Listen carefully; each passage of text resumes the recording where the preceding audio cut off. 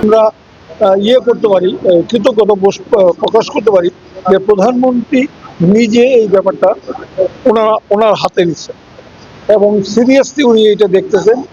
আমাদেরকে সারাদিন দৌড়ের উপরে রাখছেন, কোথায় কি করলে ভালো হবে, এটা হবে এটা হবে। এবং আমি যত না জানি আমার মিনিস্ট্রি সম্বন্ধে উনি মনে হয় অনেক সবই জানেন। অনেক অনেক অনেক ক্ষতি হয়েছে, কিন্তু লোকাল অ্যাডমিনিস্ট্রেশন রেখে নিয়ে আমরা বোধ হয় এটাকে সামাল দিতে পারছি। বলবো না যে সবই করতে পারছি, বাট সামাল দিতে পারছি।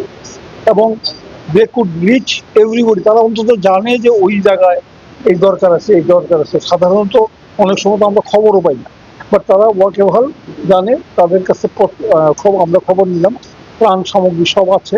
এবং আমি যেটা বলতে পারি যে যদি আরও লাগে, আরও ত্রাণ সামগ্রী আমরা মানে সরকার থেকে দিতে পারবো।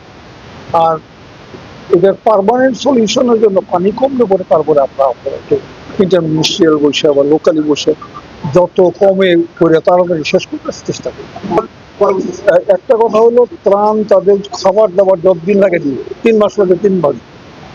আর ওই তাদেরকে রিহ্যাবিলিট করার জন্য, পুনর্বাসন করার জন্য আমরা চেষ্টা করবো। গরু ছাগল দিতে হলে দিব, ঘর বাড়ি বানানোর জন্য মানে টিন এগুলি দিব।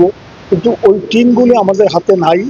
মানে গত বছর এটা নতুন অর্থ বছর, পুরানটা সব আমরা মানে পরশু দিনই কেনার কথা হয়েছে। তো আমরা চেষ্টা করি দিয়ে দেবো, তাড়াতাড়ি করতে পারি।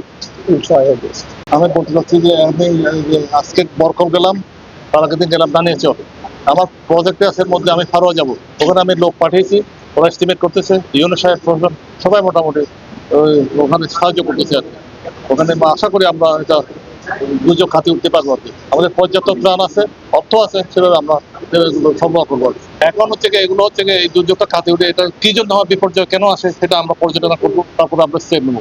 এটা আপনার ডিগিং এ যদি দরকার হয় ডিগিং করতে হবে, নদীর নাব্যতা যা করার দরকার জন্য আমাদের একটা প্রয়োজনীয় পদক্ষেপ নিতে হবে। এটা আমরা পরবর্তীকালে এটা আলোচনা করতে পারি।